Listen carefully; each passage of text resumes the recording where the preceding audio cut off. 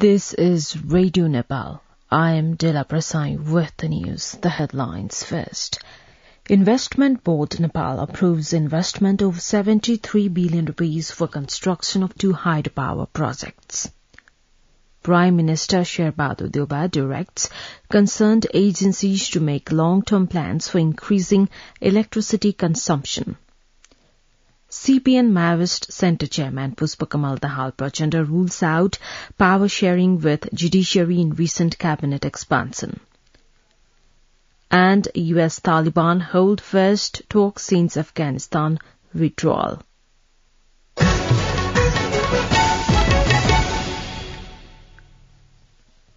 Now the news in detail. The Investment Board Nepal has approved investments worth approximately 73 billion rupees for the construction and development of 2 hydropower projects. The 40th meeting of the Investment Board of Nepal, presided over by its chairperson and Prime Minister Sherbahadur Deuba yesterday, approved the investment amount.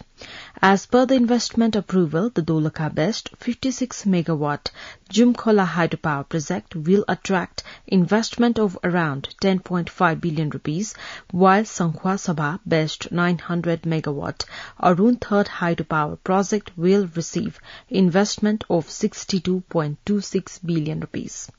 Likewise, the meeting has decided to form a high-level study committee onto the coordination of Investment Board Vice Chairperson for the committee to submit a report relating to the 900-megawatt Upper Karnali hydropower project. On the occasion, Prime Minister Sherbahadur Deuba directed all concerned sectors to make a long-term plan relating to electricity consumption increment and create environment conducive for investment.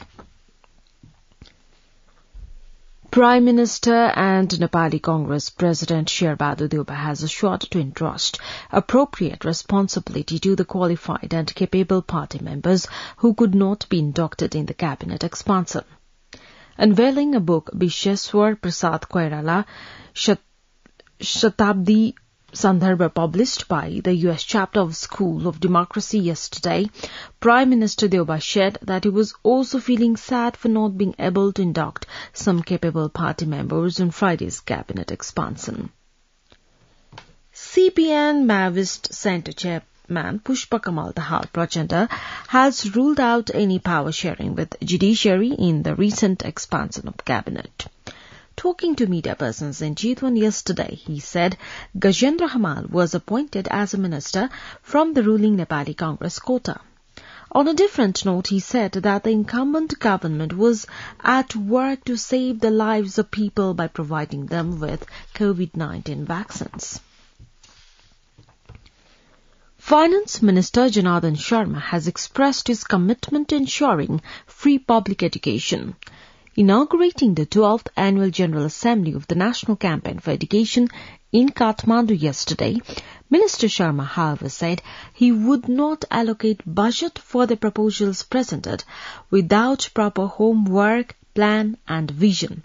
Minister Sharma said investment could only be made in the projects with plans and programs that give visible results. Newly appointed Minister for Defence, Dr. Minendra Rizal, has said that national security is the matter of collective consensus. Talking to media persons at Biratnagar Airport yesterday, Minister Dr. Rizal shared that the national security policy would be formulated to best serve the nation's interest. Minister Rizal lauded the role of Nepal Army in responding to the natural disasters. Minister for Health and Population Birod Khatiwada said the incumbent coalition government would continue until next elections, reasoning that it was formed to safeguard the constitution. In a program organized by the Kaski chapter of the party to exchange greetings on the occasion of upcoming festivals, Minister Khatiwada said there was no meaning to call the government that was formed through mandamus order of the Apex Code, since its formation followed the constitution. Chairman of CPN Unified Socialist Madhav Kumar Nepal has urged the government to investigate the corruption cases. Inaugurating the party office in Kabri Balanchuk yesterday, Chairman Nepal said those in movement could have no excuses but to work on behalf of people. He also stressed on booking any culprit in corruption cases. He said the previous government tried to blanket the corruption cases involving the contract with Yeti groups and the procurement of medical supplies during the pandemic. Visiting delegation of ruling Nepali Congress met Chief Minister of Uttar Pradesh of India, Yogi Adityanath, yesterday. Nepali Congress Joint General Secretary and Delegation Leader Dr. Prakash Sharan Mahat said in the meeting held at the office of the Chief Minister, they discussed the matters of mutual benefit and multidimensional relations between Nepal and India. In response, Chief Minister Adityanath said India has always put on priority the issues and matters concerning Nepal. Additional 760 new cases of COVID-19 have been detected in Nepal. According to the Ministry of Health and Population, the number of infections was confirmed while testing 12,031 samples. Likewise, 899 corona patients recovered in Nepal yesterday. Similarly, with the confirmation of 11 deaths yesterday, the corona-related death toll has reached 11,221 in Nepal. You are listening to Radio Nepal 8 AM English News Bulletin. We continue with the international updates now. Austria's Chancellor Sebastian Kurz has stepped down after pressure triggered by a corruption scandal. He has proposed Foreign Minister Alexander Scannberg as his replacement. Kurz and 9 others were placed on the investigation after raids at a number of locations linked to his conservative OVP People's Party. He denies claims he used government money to ensure positive coverage in a tabloid newspaper. The allegations this week took his coalition government to the brink of collapse after its junior partner, the Greens, said Kurz was no longer fit to be Chancellor. The Greens began talks with opposition parties who were threatening to bring a vote of no confidence against the Chancellor next week. U.S. officials have made Afghanistan's ruling Taliban for their first face-to-face talks since Washington pulled its troops from the country in August. The talks in Qatar are focusing on issues including containing extremist groups, the evacuation of U.S. citizens and humanitarian aid, officials say. The U.S. insists the meeting does not amount to recognition of the Taliban. It comes a day after Afghanistan suffered its deadliest attack since U.S. forces withdrew. The suicide bombing at a mosque in the northern city of Kunduz killed at least 50 people and wounded more than 100 others. The Syed Abad Mosque was used by the minority Shia Muslim community in the Sunni Muslim majority country. The Islamic State group said it was behind the attack.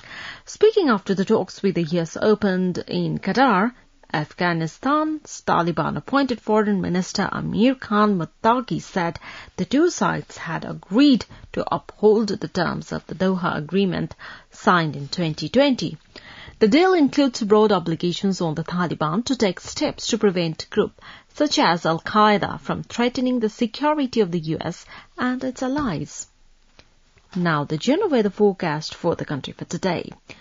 Forecasting Division says the weather is likely to be partly to generally cloudy throughout the country. Light to moderate rain or thunder and lightning is likely to occur at a few places of Province 1, Bagmati Province and Gandaki Province. Kathmandu's weather report now, maximum temperature of 29.5 degrees Celsius and minimum temperature of 18 degrees Celsius. With this news, we have come to the end of this bulletin, but before we wrap up the headlines once again.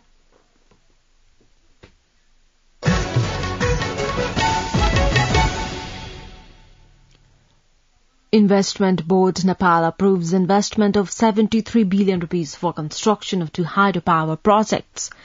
Prime Minister Sher Bahadur Deoba directs concerned agencies to make long-term plans for increasing electricity consumption. CPN Maoist Centre Chairman Pushpakamal Dahal Prachanda rules out power sharing with judiciary in recent cabinet expansion, and US Taliban hold first talk since Afghanistan withdrawal.